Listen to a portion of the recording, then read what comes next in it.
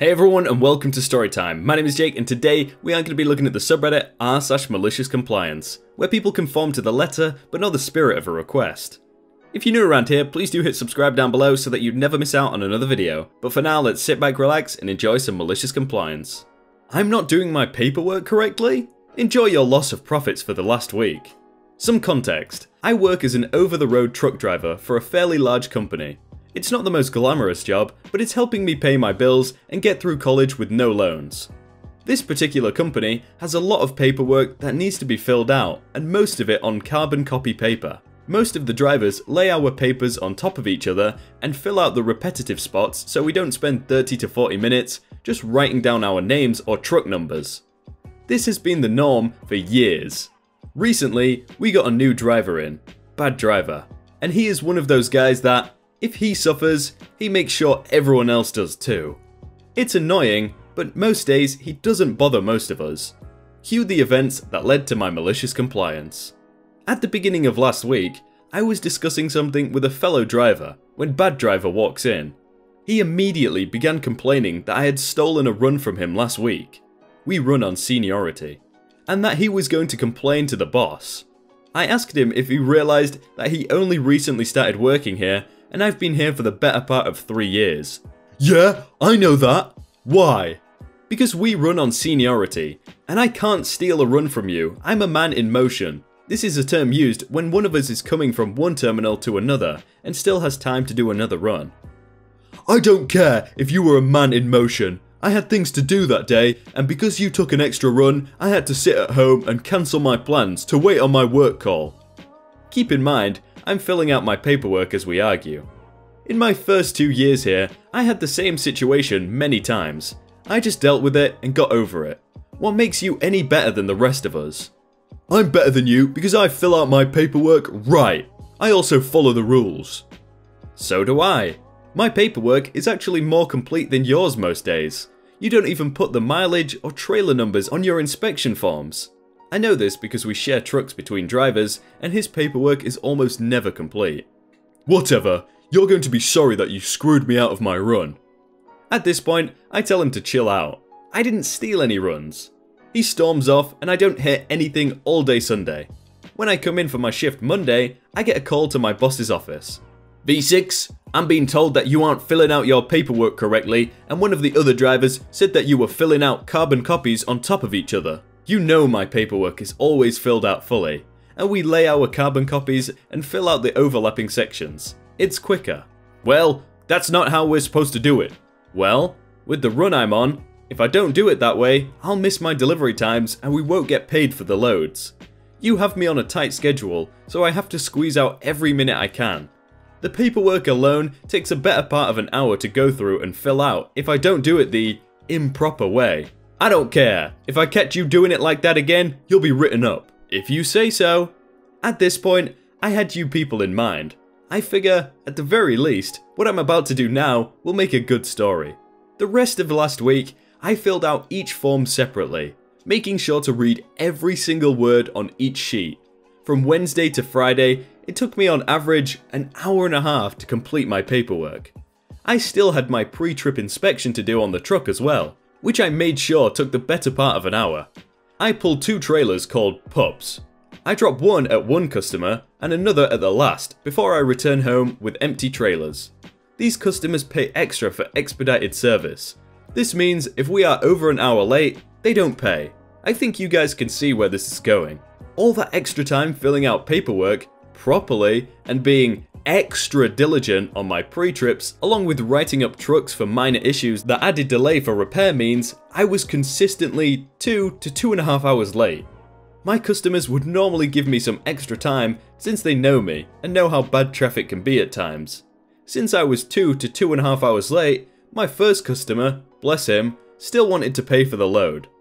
I told him that per hour contract, if I was over an hour late, he didn't have to pay.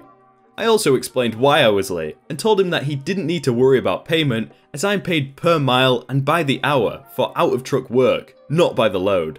Cut to today. My boss is angry. Each of my loads are $1 million loads that pay through the teeth for expedited shipping. We're talking expensive electronic equipment on one trailer and machinery on the other. These loads pay an average of $15,000 to $20,000 for guaranteed delivery by noon the following day from an order. By today, the company has lost roughly $120,000. The best part is, I cannot be held liable for the loss as I was just doing my job as I was instructed to do. To no one's surprise, I was given a verbal warning which I refused to sign. I told my boss about the paperwork issue and about my pre-trip inspections. Both are required by DOT. My boss said he would see what he could do about making the paperwork easier to fill out, even though we all know the way I was doing it was the fastest. And that he would get on our dock workers about having my loads ready earlier to avoid this in the future. To all the bosses that punish your employees for finding a faster, more efficient way of doing things because it goes against the rules, try and figure out how to change the rules to help your employees be more efficient. And to any coworker who tries to screw with someone you work with, remember, in most cases, you still have to work with those people.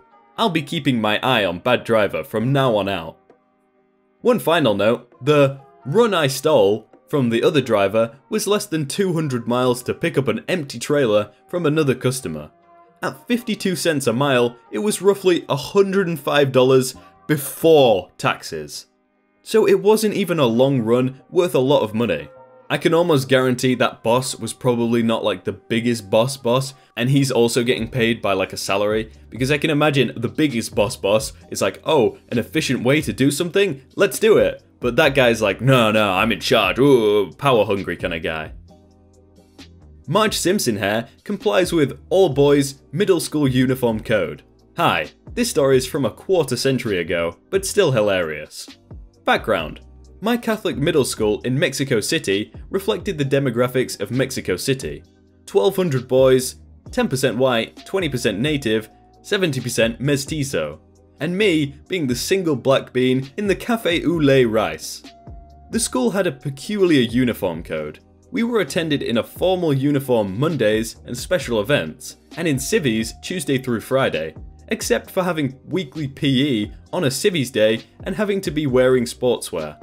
But every day, our hair had to be presentable, including, on the sides, the hair must not cover the student's ears. Behind the head, the hair must not fall below the natural growth line. In front, the hair must not cover the forehead, and if pulled down, it must not be long enough to go below the eyebrows. Had to be always combed, brushed, and or gelled. No uneven shaven hair. Basically, no punk looks. The story. Between me being a total nerd, an introvert, sucking at non-cycling sports, being a member of the library lunch club, and having applied for and been accepted into the ultra-dorky 30-boy school chamber choir, I was completely like a lemniscape-shaped peg trying to choose between square and round holes. I eventually gave up trying to fit in and begun seeking manners to stick out. I soon became the only student to attend school by bicycle. I bought trench coats, heavy boots, fanny packs, and expedition backpacks. I discovered anime and cosplay, and eventually, I believe I was watching The Fresh Prince of Bel-Air or something, saw a dude with a cylindrical afro, and thought, that would fit the rules, wouldn't it? I thus began letting my hair grow on top. It begun rather tame, just a noticeable cylindrical shape. But between my hairdresser gaining practice, and me never failing a hair length test, plus me spending a good 2 or 3 minutes per hour combing it up, I eventually let it grow until I could hide a standing crayon on the crown of my head. My only regret was the no punk look rule, forcing me to keep something of a cushion on the sides and back. Still, half the school hated me for having and milking my personal loophole, but I was a total social urchin and bully magnet, and was glad to fight back in such a blatant fashion. I eventually moved on to high school, where there was no uniform at all and nobody was checking hair. But I discovered that letting it grow further up was just forcing me to comb it so much more. And then I turned 18, and had to do my mandatory military service, thus I had to actually chop it down. And being that I had just moved to Cancun, I discovered that my vertical hairdo was as unpleasant as wearing a wool cap in this hellish heat, and gave up on it. But my memories remain. Just to clarify, I didn't call it Marge Simpson hair back then, but the description fits. I actually called it my vertical hairdo. I don't know why, but My Vertical Hairdo sounds like an edgy band name. Hey everyone, I hope you all had a really good day and that you enjoyed that video. If you want to check out some other stories, then click on screen right now or check out the playlist down below. If you enjoyed that video, then please do leave a like on it and subscribe if you aren't already, but thank you so much for watching and I will see you very soon.